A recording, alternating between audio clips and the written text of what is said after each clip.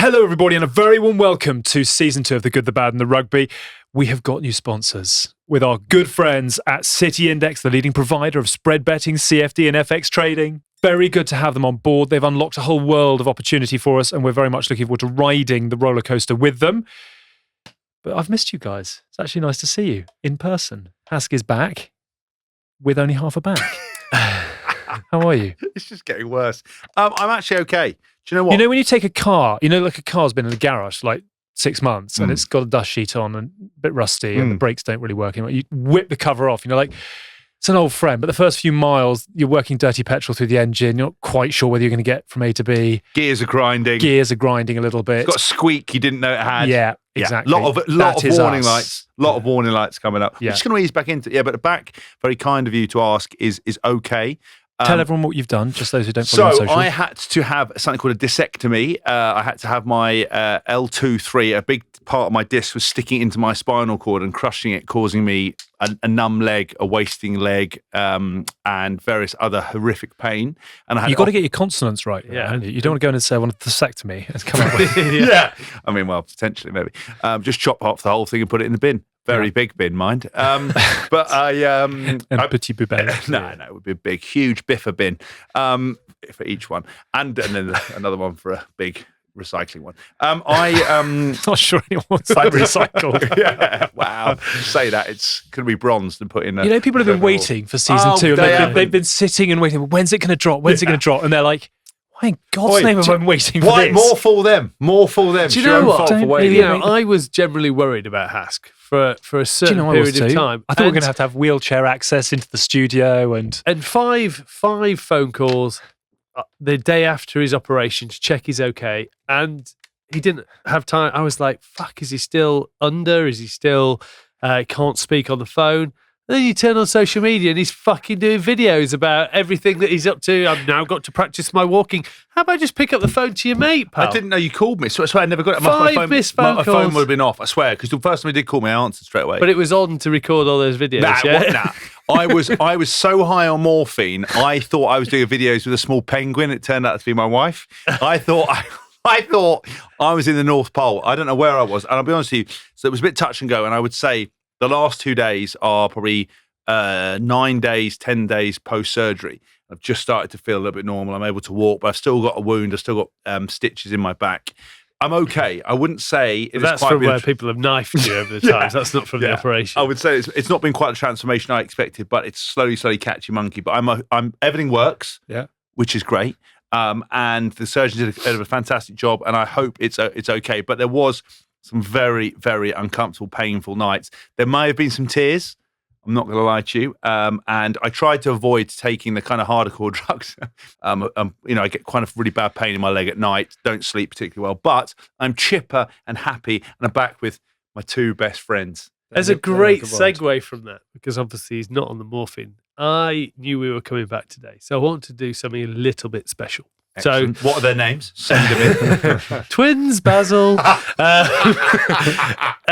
So I've got some good friends at Highclere Castle Gin. So there's a surprise. Twins with mates and alcohol. Could you do we something? Live in a castle, shock. Could you do something a little bit special for us? So with it being Bond time, and Bond is back, it's worthwhile. I watched it yesterday. Yeah, it's good, isn't it? Don't spoil it. I can say I cried. I just tried to do a pistol and saw my camera. It's a Ben pistol. What's happened to Ben's gone? Ben's gone. What's happened to Bond's gun cue? It's fucking bent, shoot round corners. Like someone's bent it in a vice, you know.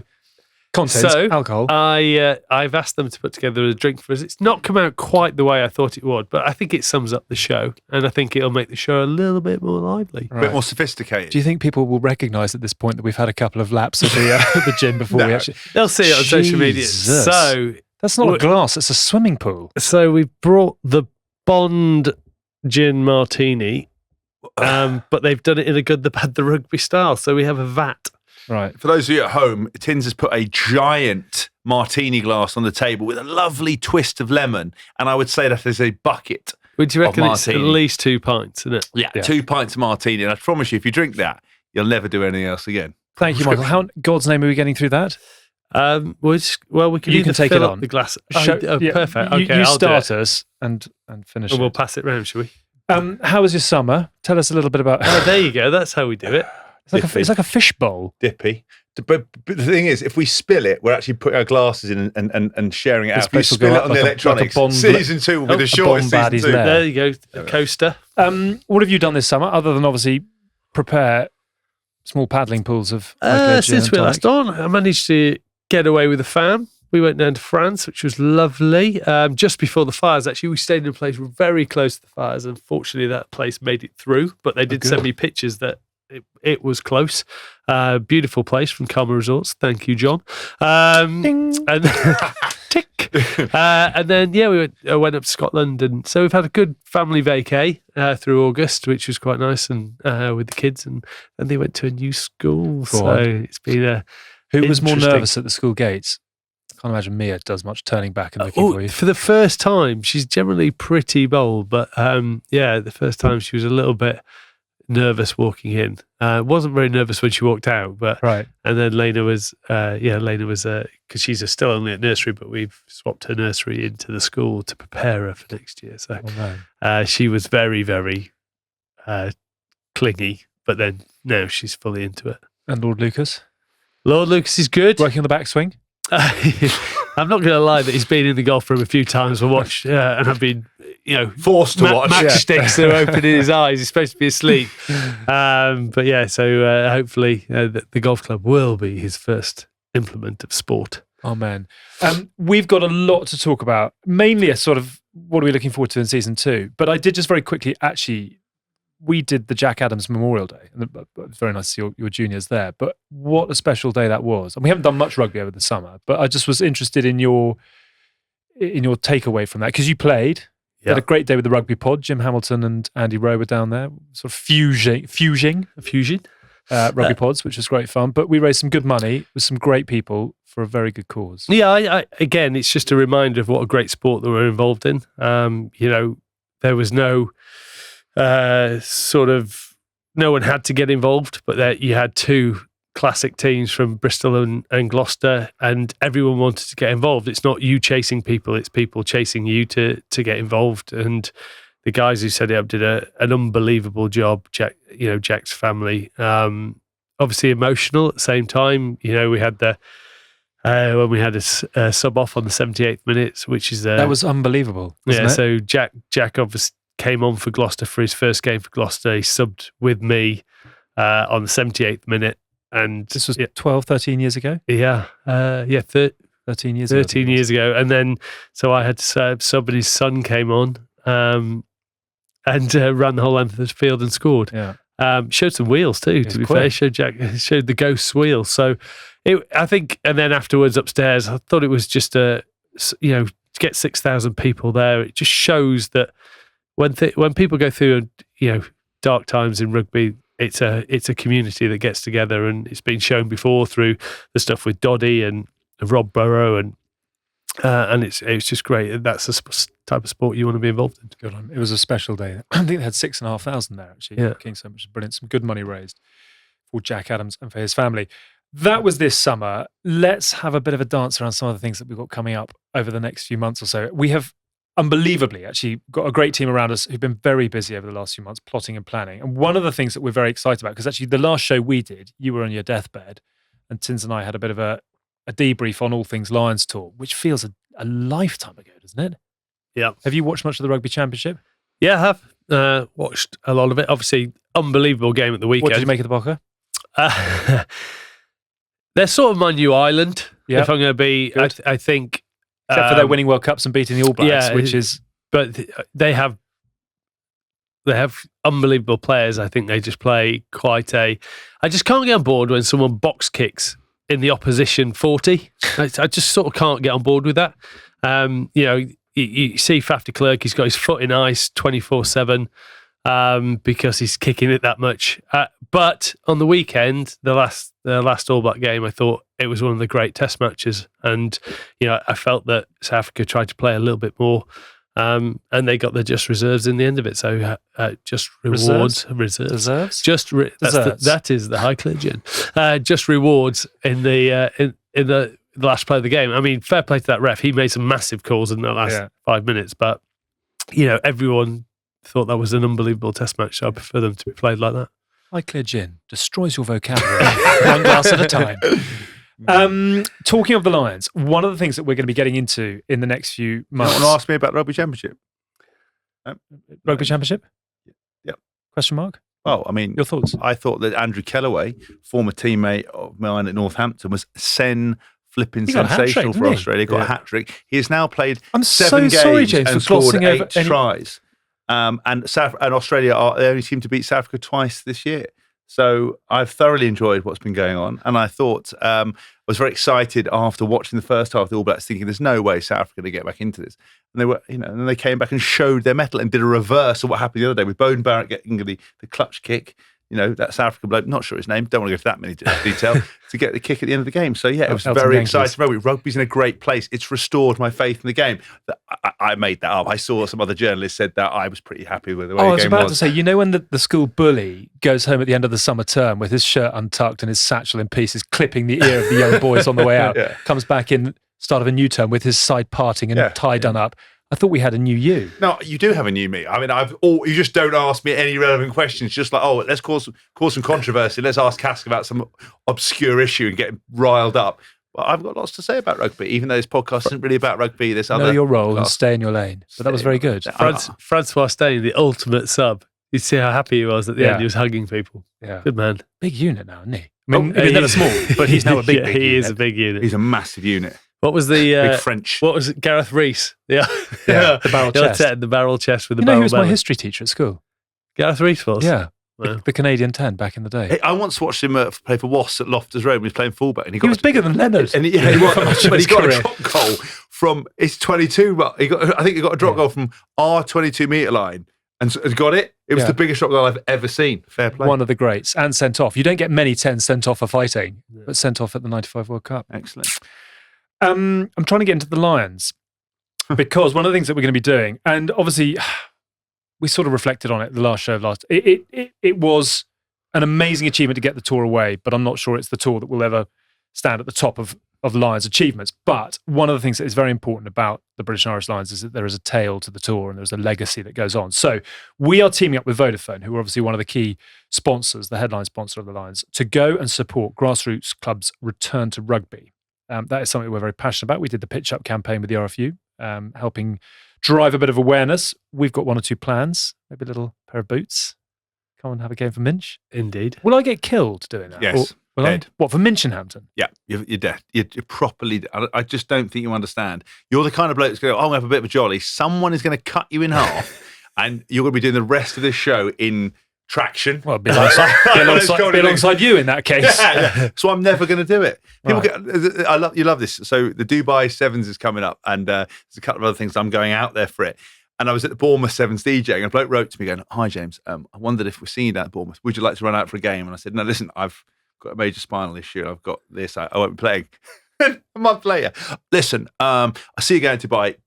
If we put the price up, you're going to play. I was like, I don't think you're listening to what I'm saying. Please stop emailing me. I am never going to play again. Leave me alone. I'm never going to come out for any side ever. It's done. Right. The body's wrecked. Relax. I reckon I could do a 6.5 job for Minch Vets. Don't you think? You're clean off, mate. You want to be on the wing and pray to God the ball don't come to you. Run the oranges. We're definitely taking a video. Yeah. I can sort it out for you. Because you know what the problem is as well? Because you're like a bit of a media mogul with the Room and various other projects. It's all fun and games until someone tears your shoulder out the socket and you are unable to work. Like I shoulders. Dozer, I spoke to Dozer about the Jack Adams game. And I called him up. Mate, he was incredible. I know. I mean, he was jouet. He was like Michael Jordan out there. So when I took Doz down to the first day of like wash training. He was. They were quite keen to sign him. Honestly, the first session, he caught a ball. Like no look pass. Next one, he got it, fended out the back door, offload. People were honestly going, "Who the F is your mate here?" It was incredible. And I called him before this thing and I went, "Oh, you playing in this game?" And he was like, "Yeah." And I went, "Obviously it's an amazing cause, but have you warmed up?" He's like, "Nah, done any running." I went, No, you need to run, because this is the kind of thing where you have a joke and your leg falls off and you need to get it sorted, because he retired from a calf that is so tight that if he sneezes, he'll pull it. So then he went down there and then I went, "Oh, where are you playing?" He went, "Oh, prop." I was like, "Nice. Are they doing scrums?" He's like, "Yeah, we're uncontested." I was like, "I think you probably need to check that." Like, what we checked that. He's like, "Nah," getting into his head. And he was like, texting me later, going, "Do you think I need to check?" And I was like, "Yeah, you do." He was phenomenal. Apparently turned up absolutely carved up. He said he reckons he's still got it. Mate, honestly, he played better in that charity match than I've ever seen him play for Wasps Northampton. But he did say the classic thing happened, which you've got to be aware of if you go for Minch, because obviously Tins told that story years ago about what happened to him. But obviously he got all riled up. When they were playing this charity game, I said, what happened? Was it like full on? He went, no, it was all going fine until somebody absolutely ended Ryan Lamb. And then everyone starts kicking off, and that's the problem. You'll run into contact, and someone will bury you, and then it'll be all bets off. That's how they always happen. Might bury someone. You might bury someone, yeah. Little 10-year-old accidentally coming on with a kick in the teeth, Payne upends it. No, don't go with that. Just because you mentioned offloads, can we just Am for South Africa? Oh, wow. That So offload. you've got to stop bagging the Bokker when the Kenya Am is playing like... and also because pure when we did the in a previous life, we did the show and we said, I can't remember what the 13 was called. Yes. Do you remember Am? Am? Offload. Do you remember Am? So Am, when I was doing the coverage for the Talk Sport, I don't know if I can mention that. I can. I did it. I'd never heard of him before that. I saw him obviously in the South Africa A game when he captained it. I was like, oh, he's pretty good. He was phenomenal. He's just like, where's he come from? I know my rugby knowledge is limited. He played, He did play the World Cup final. That's what we got. We got some grief about the fact that he did play the World Cup final. Listen, I apologise to him, but you're an incredible player. No disrespect. You're absolutely unbelievable, and you've got the naughtiest set of skills. You were fantastic on the Lions tour. Please forgive me, but you're flipping sensational. Yeah, very good. Centre flipping station. Centre flipping sensational. High clear gin. Destroying your vocabulary, one glass at a time. I was actually talking about the Vodafone activity, which starts with our first trip to the West Country. Nice. Let's go home. We're going to Westbury Rugby Club on October the 23rd. If you're in the area and you fancy coming along, we'd love to see you down there. Consider it a little bit of a cross between Challenge Annika and DIY SOS with a Good, the Bad and Rugby live show tacked on the back. We're going to roll up our sleeves and get involved. We're going to help Vodafone build out a bit of a legacy. We're actually also going to 2 other Lions feeder clubs, I think they're called. What are they going to be called? They're calling them Lions Origin Clubs, which means they've bred Lions players in the past. No mean feat that. You're going to be doing team talks, a bit of coaching sessions. We're going to be doing a big old live show in each of the clubhouses, and we've got some big guests coming, starting with... Are we allowed to say? Why not? Okay. We have a great lineup on his own. Coming down to Westbury RFC is Jason Robertson. And friend of the show and the good that scares the rugby, it's Emily Scarrett. Oh, unbelievable. I wonder how her leg's recovering. Leg recovery? Well, you know, I can compare notes on rehab. She's got I think her leg is slightly more valuable than your... Well, I mean, I think that's a matter of opinion, actually. But there's no digger driving at any of these things because, I'm now a fully qualified digger driver. I missed the last show. I went and did that. I'm now can drive on any construction site a 360 excavator with lifting ops 10 ton up and above. So if you actually need some digging on the clubhouse, I can do that for you. What you should do is go and get your HGV license. I can see you as a trucker. I did. Honestly, I know we're trying to stay on task here, but I promise you, I went and spoke at an event for something called Bid Food, who they do 45,000 customers, all the catering. I honest to God, I did that last year. Bid Food. I was. And they said the guy said you met the guy. Yeah, he said you were lovely. I said he's not really, but anyway. I tried to do the HGV thing. It takes up to 8 to 10 weeks to do it. I genuinely swear. I looked into research, tried to see if I could fast track it. I can't. But if anyone wants to help me get it in a short period of time, I'll do my HGV license. I keep telling Zoe. That's what Zoe should be doing. She's an HGV. Imagine that. I would do that. That would be unbelievable. Oh, me and her on the road. So, imagine that. Either side, we swap over drivers. Ear Z, getting Royal the front. Haulage. Oh, imagine that. Bit like Smokey and the Bandit. It would be. God, that'd be good fun. We could go on a live tour, and you could be our rigger and our driver. Yes. And they're getting 50 to 75 75 bags. Yeah. I will. If anyone listens to the show and can get me an HGV license in a short period of time, I will do it, and we'll film it for the show. Please don't take this out, producer lady. Thank you. Queen Shara. Right.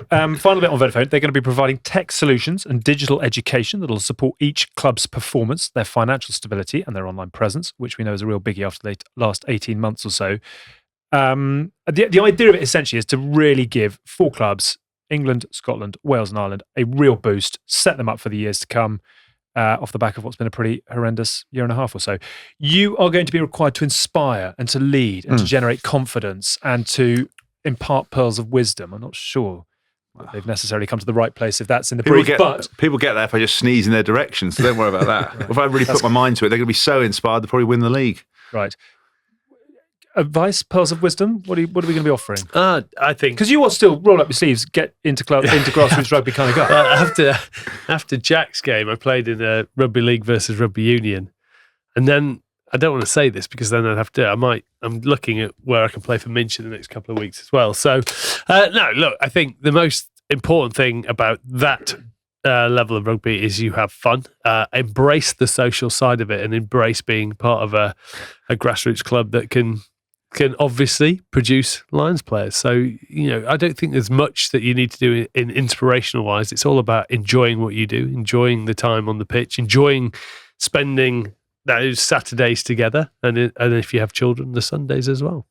Socialising is Tin's wise words. Yeah. I And Vodafone. tell you what, the best players I ever played with were the best on the social too. Never trust a person who doesn't go on a social. I've said it a million times. 3 things. Never trust someone who don't drink. Never trust someone who showers with their pants on. Never trust someone who missed a team social. Facts of life.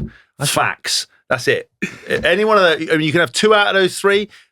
If you got 1 out of them, you're untrustworthy and you know who you are. I normally don't agree with Hask on anything, but everything he's just said is gospel. I shower with my pants on.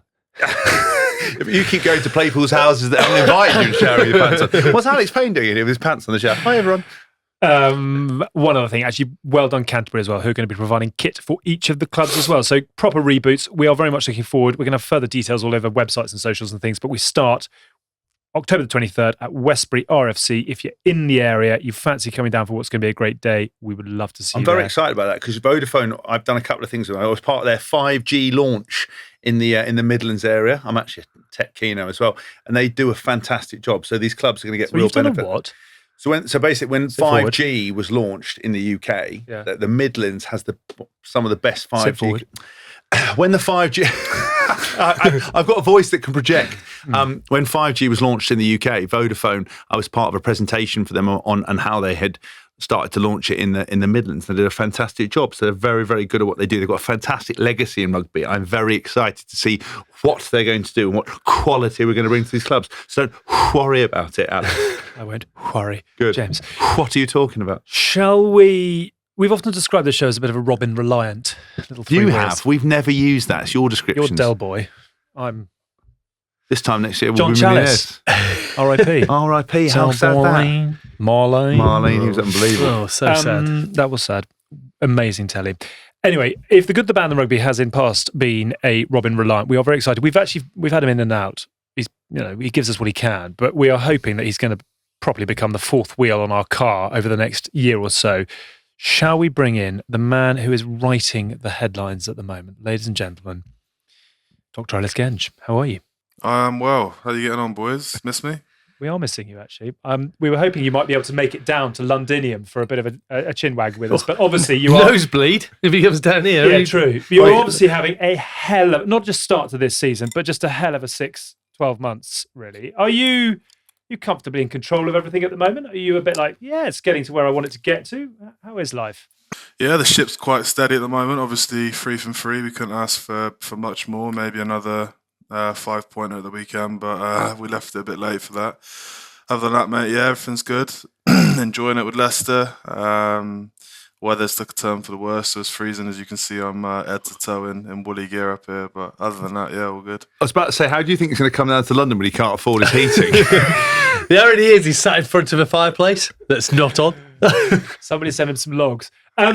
Leicester skipper. Leicester skipper, obviously. Tell us a little bit about that conversation. Did you say, yes, please, Steve, I'd like it? Or did he say, would you consider it? How did you get the armband? Yeah, a bit of both of that, I guess. We went for a walk around pitch 3 where I think I said before, usually that's where you go if you're in trouble. He asked you to go for a little lap, and I didn't know what he was going to say. And then to my surprise, he asked me if I wanted to be captain. And I said, yeah, of course. But at the same time, I sort of went away afterwards and thought whether or not I'd be the man for the job, and as long as Steve had his confidence in me, I was happy to do it. How did that sit with you? Is it something, obviously you've been on a journey through your rugby career anyway, and one that you're very much aware of. So how did you see that as yes, I need that responsibility in my life. It channels my aggression, my focus, and everything else? Or did you just think it'd be fucking cool to lead Leicester? Half and half again. I guess, obviously, a club with so much history, as we all know. I mean, Tommy and Lenny Young's obviously been there for the whole childhood, and I'm a bit of a traditionalist in the sense that I quite like it when someone from the academy or from that area captains the club. I think that's pretty cool. For example, like Joe Joyce at Bristol, I always thought it'd be pretty cool if Joycey was the skipper of Bristol. But I was happy to do it. I've been there almost 6 years now, or five and a half years. So, I mean, I've been there probably longer than most of the boys because we've got a whole new crop except for Coley and Tommy and that. But look, I had a few nerves around sort of, I guess, the people who have been there for so long and such senior boys with hundreds of England caps between them, maybe not necessarily listening to me, but it's tough to sort of get your point across when you've got such other experienced players in the room. I just said to Steve, look, as long as it doesn't detract from my game and sort of stop me from being myself around the place, then yeah, I'd love to do it. And the boys have been so good for me. What would you say is the difference between non-captain Ellis and captain Ellis? What have you had to change, and what have you started, stopped, and kept doing? Jeez, that'd be telling, wouldn't it? But, there's a few things I've stopped doing in the games. Go on. Which I miss. And then it's about damage limitation, I guess. And then just having a few conversations, like with some of the other boys, mostly the younger boys, like if they're late or around a bit of admin, just sort of trying to lead by example a bit more. Because like my car broke down a few times last year and I was late and I didn't let anyone know because I was in such a panic. Just trying to make people learn from my mistakes, I guess, and sort of guide the younger crop of boys along the right path. He's definitely on the right way. He's basically putting himself out there for a free car sponsorship. Anyone listening to the Good, the Bad, the Rugby, he is in very much need of a reliable car.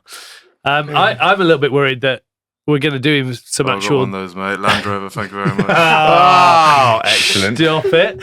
I'm about to... He's working his way down, though, because he's got a neon sign in his background that obviously lights up saying drunk. So... that's not going to help him in his way forward. Can you see that? I love that. All back to Dr. Genge's afterwards. That's post-match Genge. It says sorry we're drunk, so at least I'm sorry about it.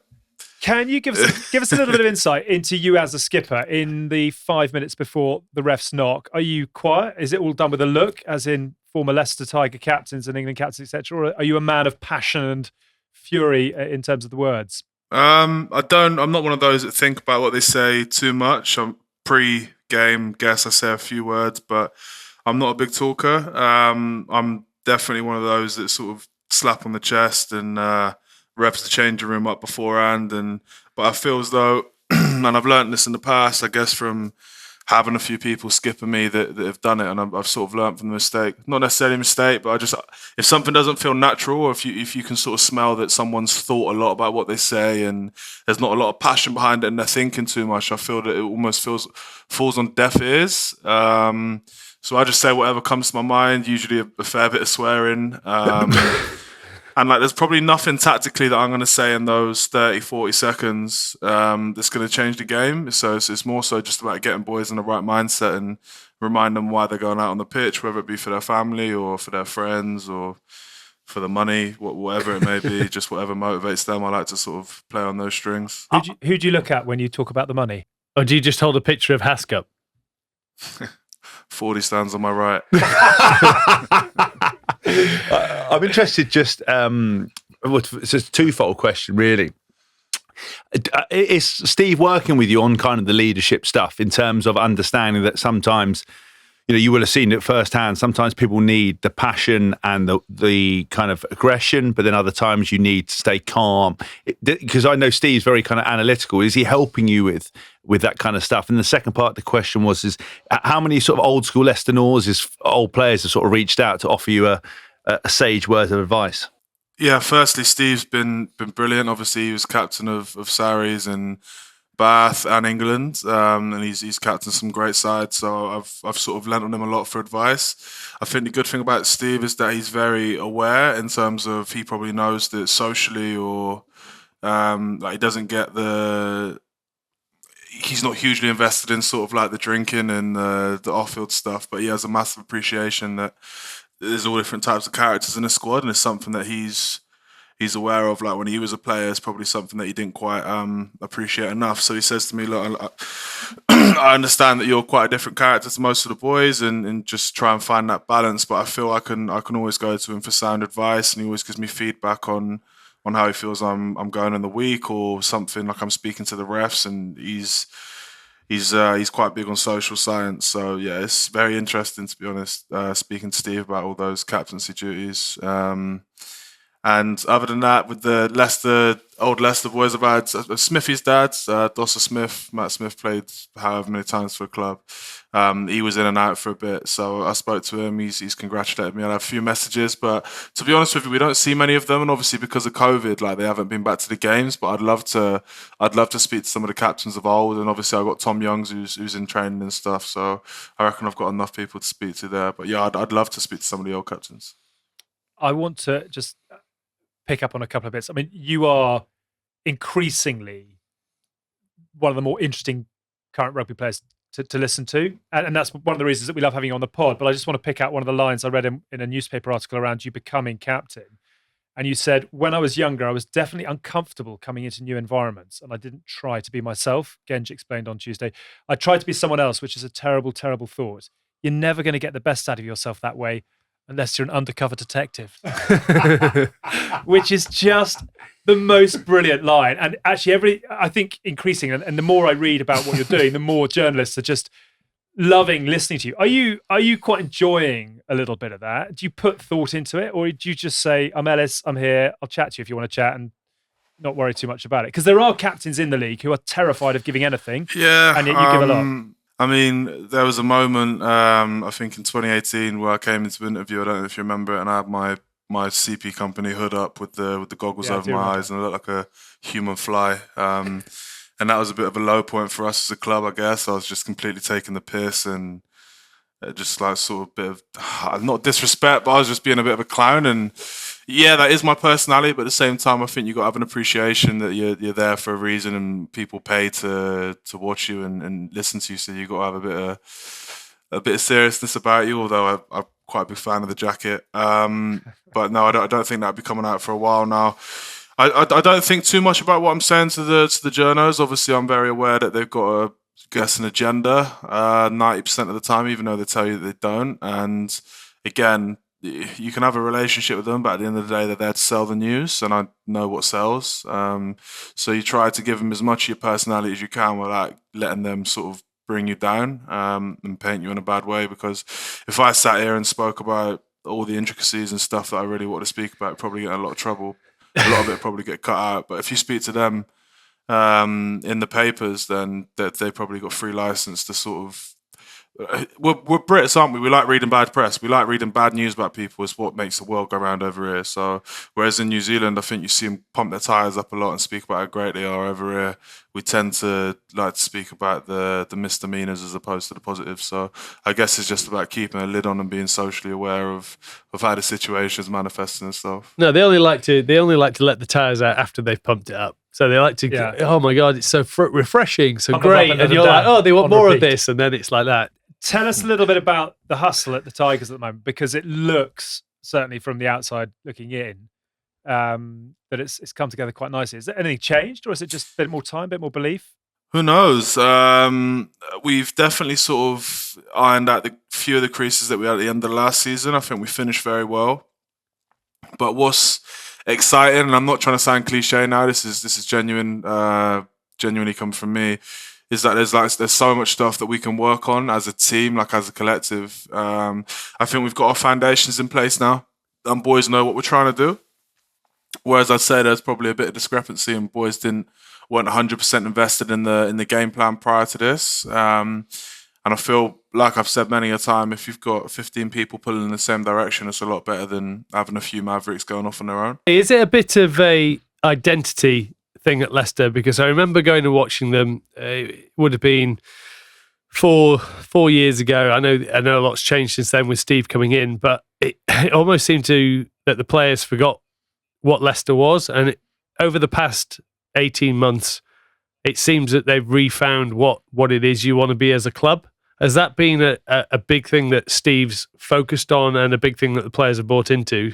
Yeah, I mean, I think you're better off being extremely good at something than being all right at a few of the others. So we've sort of been picking up the pieces in terms of, like, obviously we had a few very big squad players leave. Manu Salusaviano was here for a fair few years as well. So we had some very good characters from the squad leave. Sammy Harrison, who's over in Australia now, not even playing rugby actually, but we had a lot of squad players leave. So you're going to lose a bit of your identity, and it takes a little bit of rebuilding to get all that back. But I guess what we're trying to do is sort of embody what Leicester Tigers has always been traditionally, and I think at the moment we're doing a good job of that. And it's something that you can measure yourself on and come back to in the whiteboard sessions, whether or not you got it right. Ellis, I wonder if you can articulate just how good Steve Borthwick is. Obviously, everyone talks about Eddie Jones, but you were there when, in the early days with Steve. Just how good is he, and how far do you think he can take Leicester Tigers?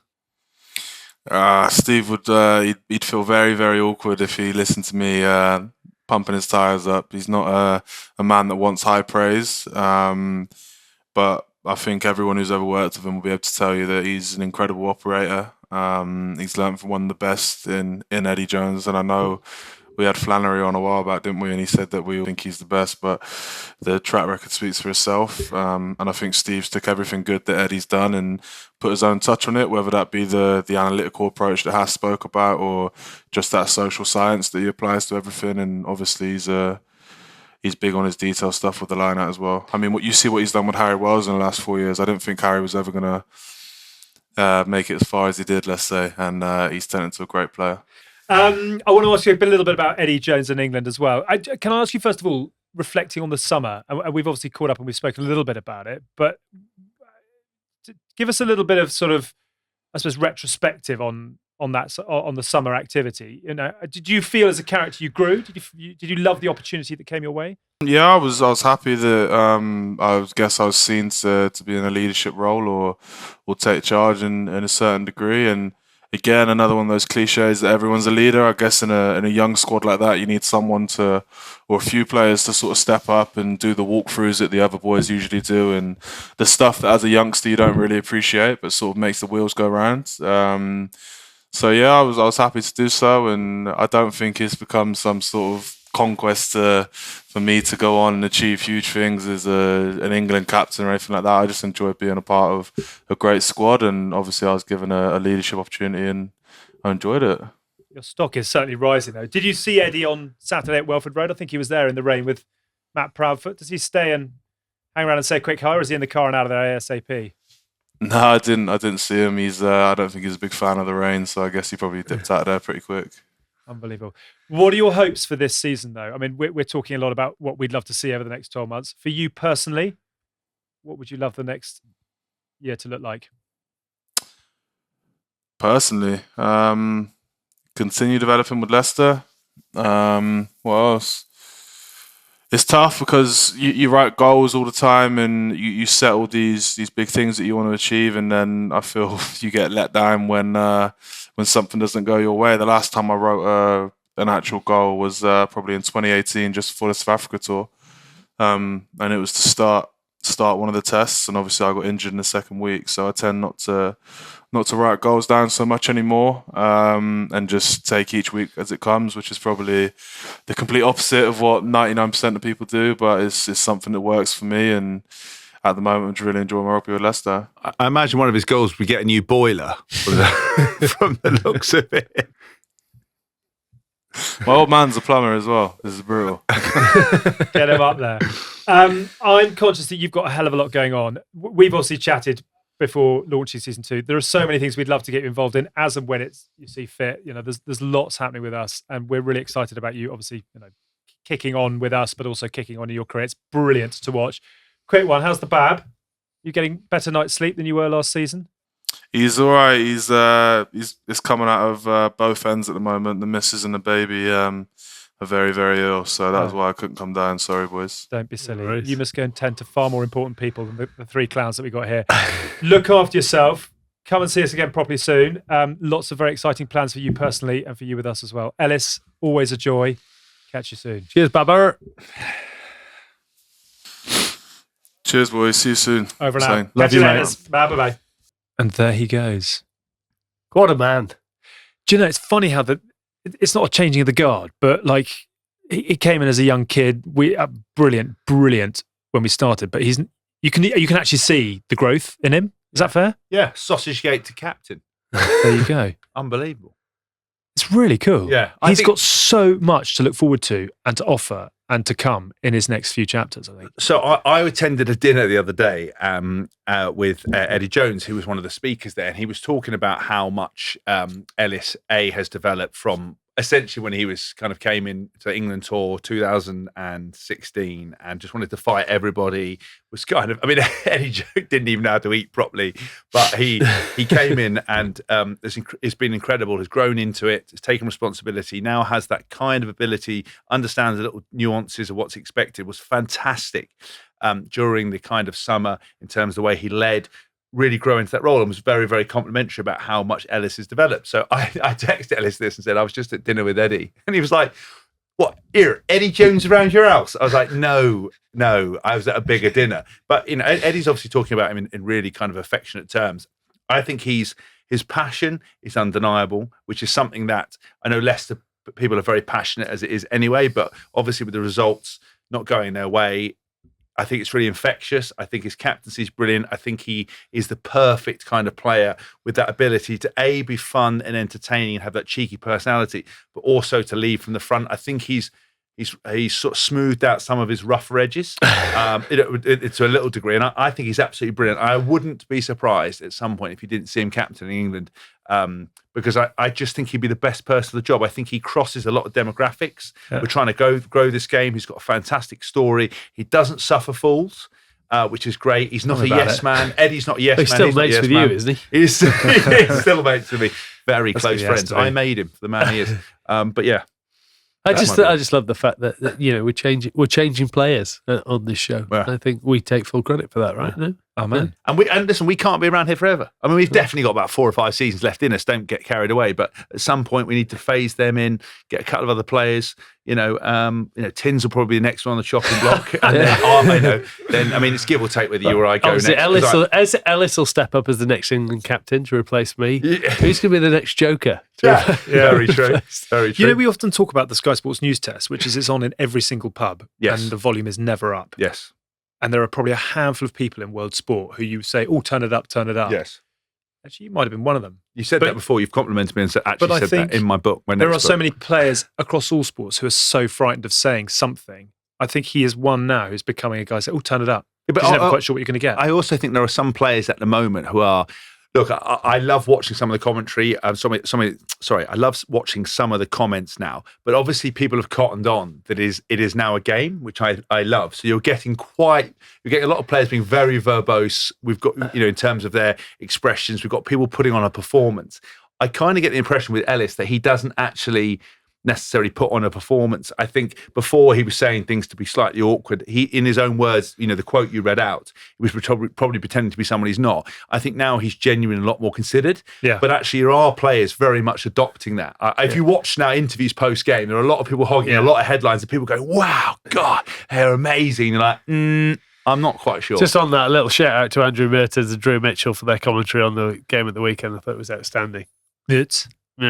Wow, I didn't listen just random off the wall comments that you never hear you never hear Alex say. I love that though. That's where the game needs to go. Yeah.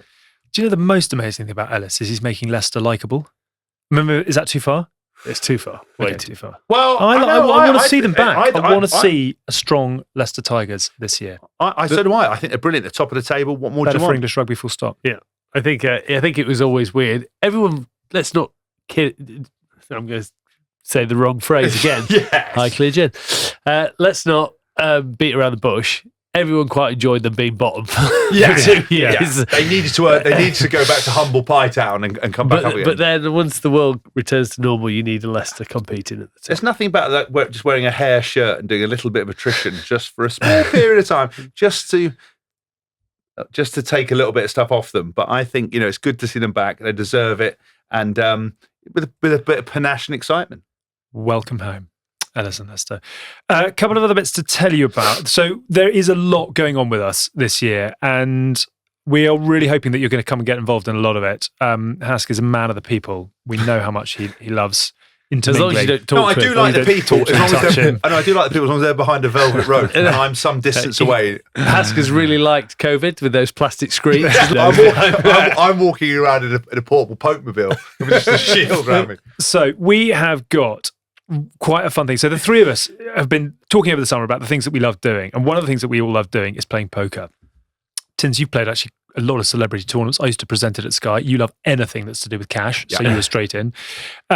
We have got a very exciting event planned with Party Poker on Monday, the 11th of October, where the three of us are going head-to-head in an exclusive GB&R online poker tournament. We'd love you to come and play if poker is your thing. It's going to be a lot of fun, fundamentally, with a bit of poker in there as well. We're going to be joined by Dylan Hartley. Which is great news. And he's brilliant. To find out who's got the best poker face at this table, we have actually done a bit of filming around it. There wasn't a lot of poker face set in stone, that's for sure. Unbelievably, and this is where it might get a few of you at the back of the class sitting up a bit straighter, we've got a guaranteed prize pool of $5,000. Did you say $5,000, Alex? I said $5,000, wow. James. Bang. He said to buy one, you get one free. I said to buy one, you get one free. We got $5,000 up for grabs. Come along and play with that. Sign up for the tournament if you fancy your chances against us. And you can also you got bounty. Thing, the bounty on Hask's head. Everyone who hates Hask, get involved, because if you take him down, we have a PS5 for Brand you. new PS5. I haven't donated it. I'd never donate anything, but apart from my good humour and body. If you win it, do you keep your PS5? Oh, absolutely. They haven't probably talked about that, but I'm good luck getting it off me. That's what I'm going to say. My back might be broken, but my grip strength is right. $5,000 up for grabs. I've seen your fingers. That's a lie. $5,000 up for grabs.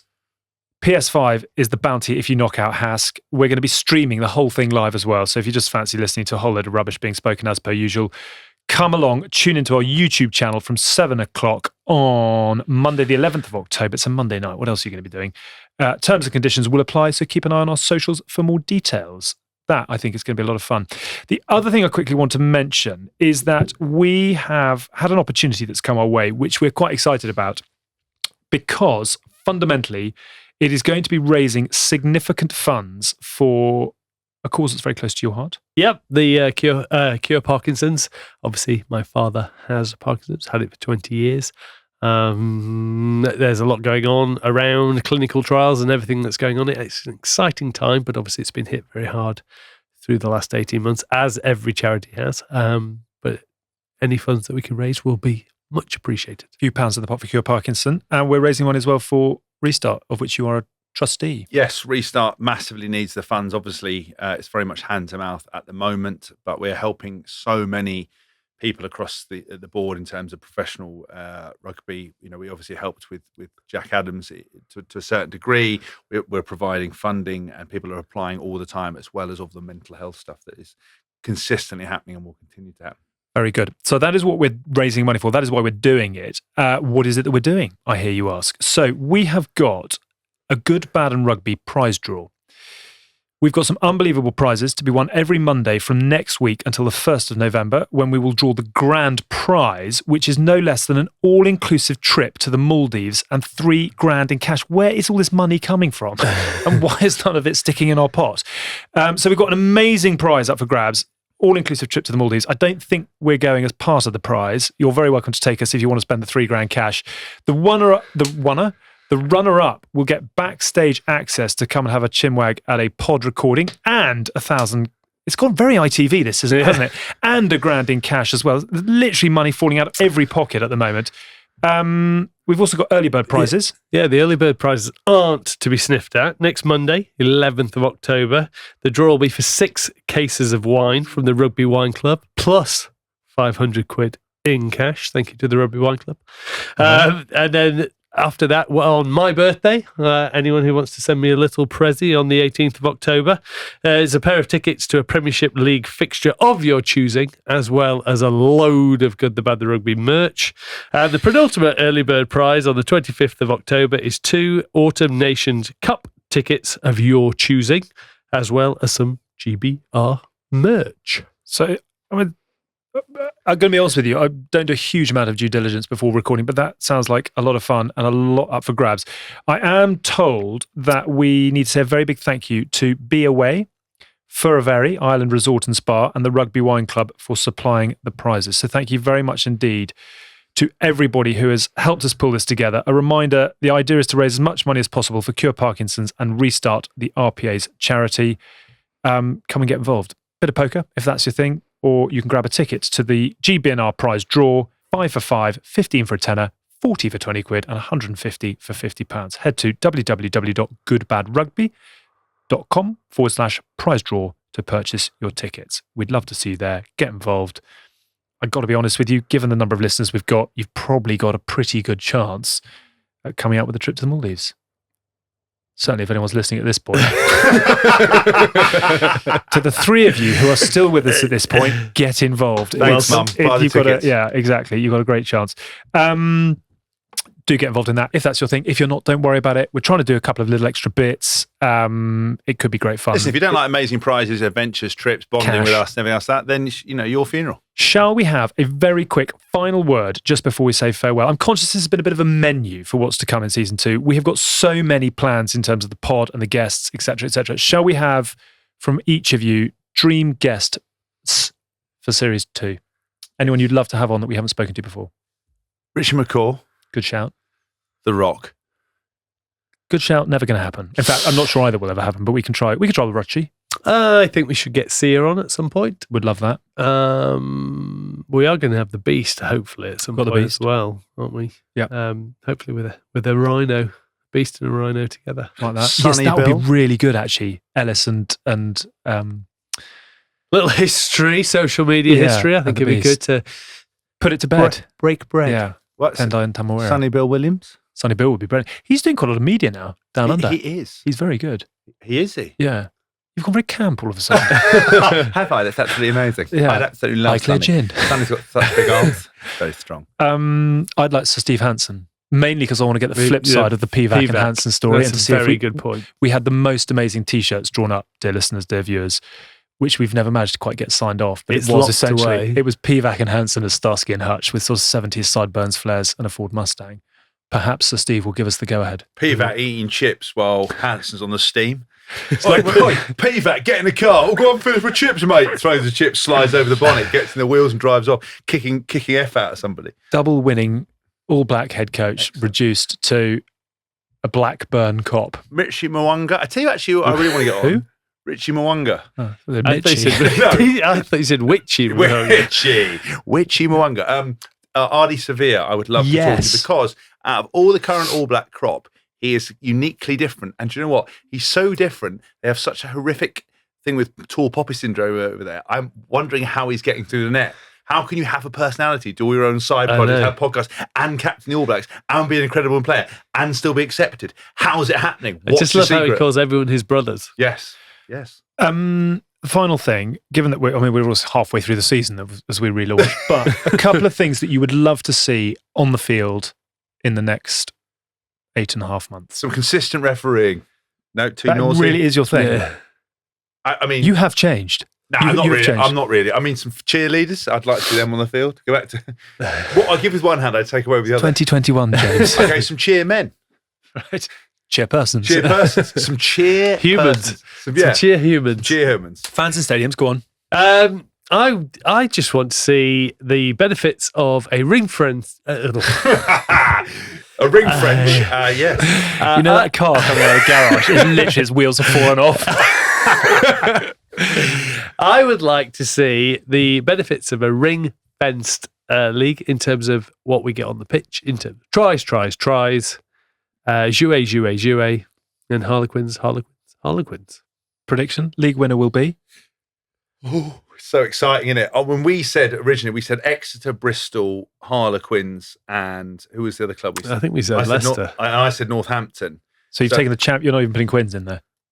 No. I said Bristol, Exeter, Quins, and Northampton's what I said. Were my 4 teams. You went with Leicester instead of Northampton. No Saris.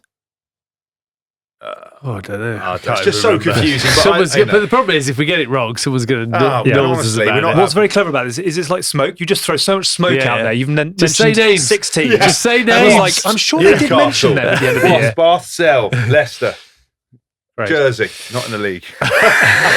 Rule number 1: know your facts for season 2. Whatever. Just good rugby, nice people, no drama. I think a bit more, some good stuff around the concussion thing. And I tell you what, they also need to bring in, just quickly, just being slightly serious. I know they're saying they're bringing in the limited contact thing in 2023, but I'm pretty sure you could bring it in tomorrow. I don't know how they've dragged that out. Well, we're going to make these changes mandatory by 2023. No need. Which club is saying they still need to do double contact on a Tuesday? But you know what's really scary? Just quickly, as a little aside, like no jokes aside, we talk about the stuff. I've done loads of stuff with Progressive Rugby. They're quite vocal on social media. You should give them a follow on Instagram and Twitter, because they follow the story quite well in terms of players getting injured and playing again, and sort of the question marks about how quickly they've moved over. Danny Cipriani obviously got concussed and didn't play. They looked after him properly. I realised, I had this epiphany the other day. I did contact every day, apart from, even team rundays. I did it every day for my entire career, practicing my tackling. Last one. So you haven't really given many answers around who's going to win the league. One player across the global game that you are hoping will have a massive 12 months. I want to see Marcus Smith in an England jersey and see where he can go and how he can lead an England team. Now you're on the hook. One player across the global game, James, that will fit the answer to the question. I'd love to see Roman Ontamak do very well. Brilliant. Very excited to see it. Because do you know what? I followed him on Instagram the other day. He is so good looking. Yeah. Just an absolute dreamboat of a bloke. Top haircut. And also Dupont, who I absolutely love. I followed him and he don't follow me back, and I like all his photos. And he just hasn't got the hint. And I just no, he probably does. I just think he does get the hint as well. Yeah. But he's fantastic. But I think Untamak, to see what he does for France, to keep that dream alive, to kick on. Marcus Smith, obviously, he's such a good guy, Marcus Smith. Yeah. In every way. Like, he's hardworking, down to earth, lovely.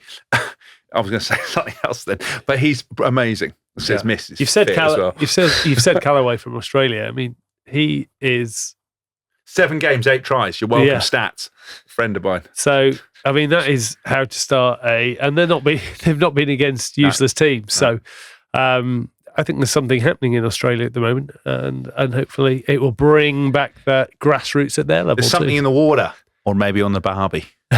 No cliches, not allowed. That's the end of show 1. I'd love to say, don't worry, everyone will be better next week, but I'm not sure we can promise that. Honestly, not with the laundry list of stuff we're doing. No, true. I think the only way to make this better is to keep going with a high clear gin, destroying your vocabulary one glass at a time. Gin it. Nice. I'm quite impressed. That was a big gulp as well. Good. Well done, chaps. Fortunately, it was with my left hand, because that would have been abused. I don't think you should say well done. I mean, that was pretty crap, but we're going to say that it was a good effort. Good to see you back. Yeah. Let's try hard next week. So first test of the term, isn't it? We haven't done anything for 6 months. It's like first test. 4.5 out of 10. Just, what the hell are you doing? Why are you doing it? You know? Yeah. Well, they won that one. That's why it's second test of the